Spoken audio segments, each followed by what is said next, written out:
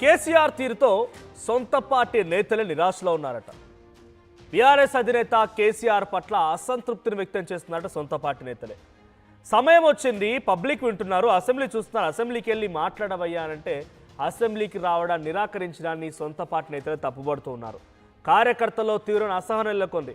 Party పని అయిపోయిందా, ఇక ఆయన ఎప్పటికీ బయటికి రాడా? అవసరం వచ్చినప్పుడైనా బయటకు వచ్చి మాట్లాడకపోతే ఎలా?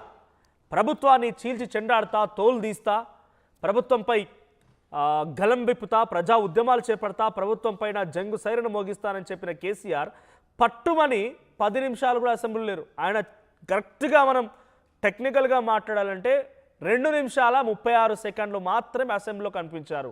ఆ తర్వాత అక్కడి నుంచి పరారైపోయారు. ఆయన తిరిగి వెనక్కి వెళ్ళిపోయి నందినగర్కి వెళ్ళిపోయి నందినగర్ నివాసం నుంచి ఫామ్ హౌస్కి వెళ్ళిపోయారు. ఇప్పుడు అసెంబ్లీ జరుగుతోంది.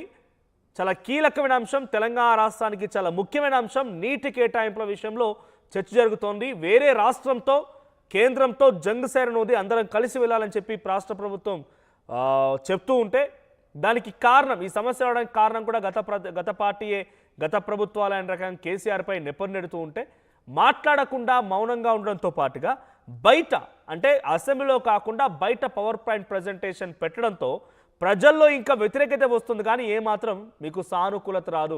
మాటల్లో ఉన్న గాంభీర్యం చేతలో లేదు. మాటలకి చేతలకి ఏమాత్రం పొంతం లేదనే భావన ప్రజల్లోకి వెళ్తుంది అని చెప్పేటువంటి అసహనాన్ని కేసీఆర్ పైన సొంత పార్టీ కార్యకర్తలు వ్యక్తం చేస్తున్నారంట. అవసరం వచ్చినప్పుడైనా మాట్లాడాలి కదా, కానీ తెలంగాణ రాష్ట్రం గురించి పోరాడతానని చెప్పిన మీరు ఇప్పుడు తెలంగాణ రాష్ట్రానికి సంబంధించి నీటి కేటాయింపులే కదా చాలా కీలకమైన విషయం. అంతకంటే పెద్ద సమస్య ఉందా? అంతకంటే పెద్ద ఇంపార్టెంట్ పని ఉందా? ఆయన రాకుండా ఎందుకు మౌనం పాటిస్తున్నారు రకంగా చాలా పెద్ద ఎత్తునపై కొంత అసంతృప్తి జ్వాలలు వ్యక్తమవుతూ ఉన్నాయి. అసెంబ్లీలో జల వివాదాలపై చర్చ జరుగుతుండగా కేసీఆర్ రాకపోవడాన్ని సొంత పార్టీ నేతలు కార్యకర్తలే తప్పుపడుతున్నారట. మా ప్రతినిధి మధు ఉన్నారు.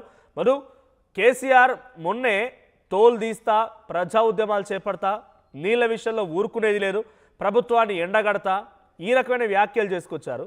ఒకరే రోజు అసెంబ్లీకి వచ్చారు. ఎగ్జాక్ట్గా టెక్నికల్గా చెప్పాలంటే 2 నిమిషాల 36 సెకండ్ల పాటుగా అసెంబ్లీలో కూర్చున్నారు. ఆ తర్వాత అక్కడి నుంచి వెనుదిరిగి వెళ్ళిపోయారు. కనీసం ఆయన ప్రెజెన్స్ కానీ ఆయన మాట్లాడుతున్నారన్న కానీ ఒక స్టేట్మెంట్ కానీ ఒక మాట ఎక్కడ కనిపించట్లేదు.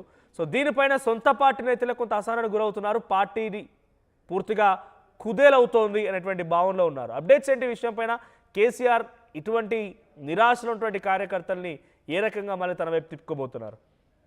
అంటే లాస్ట్ అసెంబ్లీ సందర్భంగా బీఆర్ఎస్ సభలోనే ఉండింది. అటు హరీష్ రావు కానీ కేసీఆర్ కానీ అటు అధికార పార్టీని కార్నర్ చేసే ప్రయత్నం చేశారు. దాంట్లో కాస్త పై చేయి బీఆర్ఎస్ దే అనేలాగా బయట కూడా చర్చ కూడా జరిగింది. కానీ ఈసారి అసెంబ్లీ సమావేశాల సందర్భంగా అత్యంత కీలకమైనటువంటి 2 అంశాలు, ఒకటి పాలమూరు రంగారెడ్డికి సంబంధించినటువంటి ప్రాజెక్టు విషయం, నీటి పంపకాల విషయము, రెండవది హిల్ట్ పాలసీ అంశాన్ని అసలు తెరపైకి తెచ్చుకొచ్చింది, జనాలకు వివరించింది బీఆర్ఎస్. కేటీఆర్ తెరపైకి వచ్చారు, వీటిని జనాలకు తెరపైకి తీసుకొచ్చే ప్రయత్నం చేశారు. అతిపెద్ద స్కామ్ దేశంలోనే, అసలు అతిపెద్ద స్కామ్ జరుగుతుంది అంటే హిల్ట్ పాలసీ పేరు మీద దాదాపు 5 లక్షల కోట్లకు పైగా అతిపెద్ద స్కామ్ జరుగుతుంది అనేటువంటిది బీఆర్ఎస్ బయటపెట్టింది.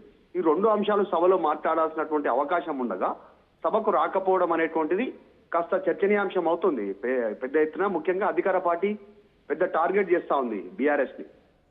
ఛాలెంజ్ చేశారు, తోలు తీస్తామన్నారు, ఇక్కడ నుంచి ఊరుకునేది లేదన్నారు. చివరికి చూస్తే సభకు గైర్హాజరైనటువంటిది కేవలం వీళ్ళే కాదు, ముఖ్యమంత్రి అదే స్టేట్మెంట్ చేశారు. ఎంఐఎం పార్టీకి సంబంధించి అక్బరుద్దీన్ ఓవైసీ అదే స్టేట్మెంట్ చేశారు. చూస్తే ఈ రోజు వీళ్ళే ఈ రోజు కనపడకుండా పోయినటువంటి పరిస్థితి అనేటువంటి విమర్శలు ఎదుర్కొంటున్నారు. సో సొంత పార్టీ నేతలు ఇంతవరకు అయితే ఎవరు మాట్లాడలేదు, ఇంకా అంత ఓపెన్ గా మాట్లాడలేదు. వాళ్ళు చెప్తా ఉంది ఏంటంటే బీఆర్ఎస్ పార్టీ నాయకులు అగౌరవపరుస్తా ఉన్నారు, అసభ్య పదజాలాన్ని ఉపయోగిస్తా ఉన్నారు, మైక్ ఇవ్వట్లేదు మాకు, అందుకే మేము బైకాట్ చేశామనేటువంటిది బీఆర్ఎస్ చెప్పుకుంటూ వస్తా ఉంది ఇప్పటి వరకు అయితే. ప్రస్తుతానికి మాత్రం బయట నుంచి విమర్శలు ఎక్కువ అవుతా ఉన్నాయి. అటు అది కాంగ్రెస్, బీజేపీ, ఎంఐఎం, ఇతర పక్షాల నుంచి అత్యంత 2 కీలక అంశాల పైన సమయం అసెంబ్లీలో తీసుకోకపోవడం పైన కాస్త ప్రతిపక్షంలో ఉన్న ఇతర పార్టీలు బీజేపీ, ఎంఐఎంలు సైతం కేసీఆర్ ని గత ప్రభుత్వాన్ని బూచిగా చూపిస్తున్నాయన్నప్పుడు ఆయన ఒక బాధ్యత గల ప్రతిపక్ష నాయకుడిగా గతంలో ముఖ్యమంత్రిగా మాట్లాడాల్సిన అవసరం అయితే ఉంది అనేది కార్యకర్తలు వినిపిస్తున్నమాట.